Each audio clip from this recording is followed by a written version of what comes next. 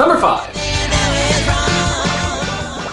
That wasn't our Carney and Last Action Hero! Now, some of you might not even know what I'm talking about here. First of all, he was in Last Action Hero, wasn't he? He's the guy that dies right before he gets blown up. A little redundant, but whatever. Well, that's not what I said when I first did the review. Somehow I got it mixed up and thought that the actor who played the theater custodian was Art Carney and that this other guy was someone else, when in fact the actor's real name was Robert Prowski. And of course this is the guy Art Carney played. Now, I actually caught this mistake fairly early on and actually switched the names around before I sent it out to be posted. But the switchings of the name was pretty obvious. Danny is friends with the projectionist at a movie theater played by Robert Prowski. Prowski offers him an advanced screening. Danny heads to the movie theater where Prowski is waiting. The kid has had an amazing adventure. He reunites with the Prowski character. Well, luckily I'll never do something like that again. I mean, I'm never gonna mistake Robert Prowski for someone like Art Carney ever again. But wait a minute! I was the first person to see that review because I waited till 3 a.m. to watch it, and I heard you say Art Carney! Suck it. Actually, he's right, because for a whole entire day the wrong version was out, so thousands of people constantly heard me call the wrong guy Art Carney over and over and over. But in all honesty, this wasn't my fault. I sent the corrected version in, but the person who was posting videos at the time accidentally posted the wrong one. And the person who posted that review was Mike Ellis. Now, Mike Ellis has done a lot for the site, he's a lot behind the scenes stuff and technical stuff, but nevertheless, he made a mistake. So, you have anything to say, Mike? I certainly do. I was new to putting videos up, and you can't blame me for making a mistake every once in a while. So, for what it's worth, I do apologize.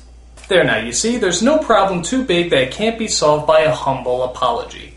Unfortunately, that apology wasn't good enough. Apologize again! I'm sorry! Apologize again! I'm sorry! Now lick my feet! Lick my feet! Lick up!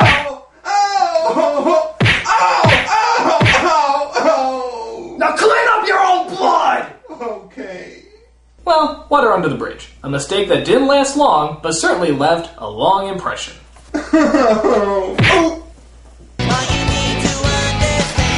Number 4. Lizards do eat fish, you big moron! Nah, this is from my Godzilla review. I pointed out that luring Godzilla with fish really didn't make any sense because lizards don't eat fish, they eat bugs. But I've heard that there actually are some forms of lizards that do in fact eat fish, which of course makes my statement wrong. But really, does that excuse this horrible line? That's a lot of fish. I still don't get it! Get one. Ow! Nothing too much to really say about this one. I said lizards don't eat fish. They do, so let's move on. Idiot. Number 3. How dare you make fun of Mako, you ignorant bastard! Yes, I'll never hear the end of this one. This all started with the TMNT review, which I like to point out everybody requested me to do and yet got really pissed off when I did it. Does my audience just have multiple personality disorder? Well, anyway, it got to the part where Splinter shows up and I simply didn't think his voice matched. It just sounded way too shaky for me. It wasn't like the Splinters I heard before. Well, this started an outrage from Mako fans. I didn't know who the guy was, but I quickly found out. Apparently he's an incredibly beloved actor, having been nominated for an Oscar and doing constant voiceover work in the hit show Avatar. It also didn't help that the guy died from esophageal cancer, and I made a friggin' cigarette joke in the review. Each of your brothers. Oh god, what did they do to Splinter's voice? It sounds like Mr. Miyagi if he smoked a million Marlboros.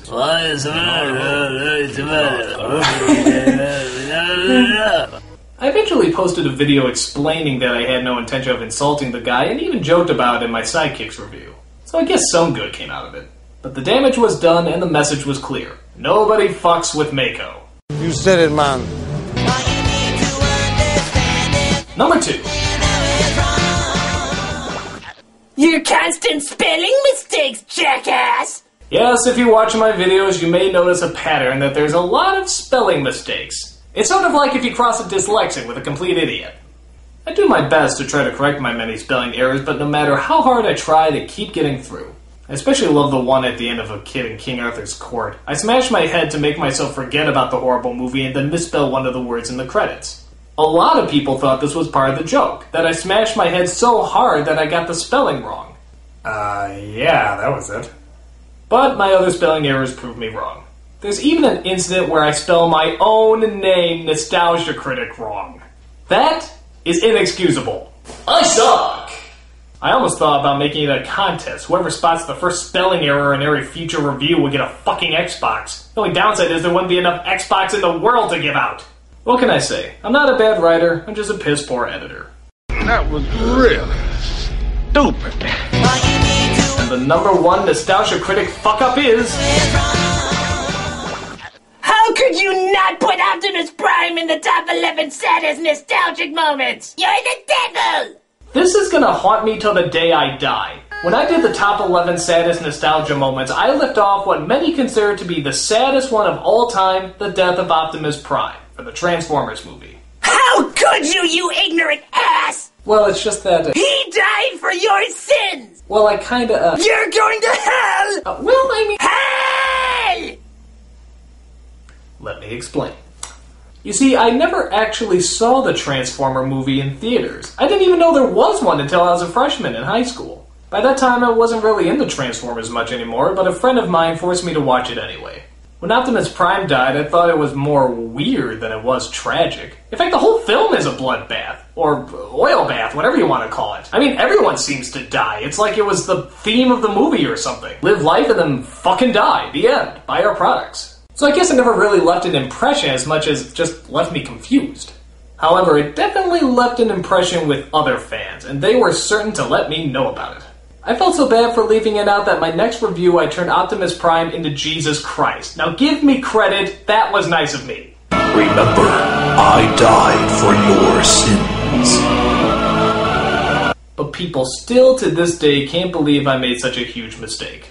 There were protests in the streets, nations went to war, it tore the world apart. Clearly, there's only one possible thing I could do. To give the situation the dignity that it deserves, I hired one of the greatest generals to read a note of apology that I personally wrote.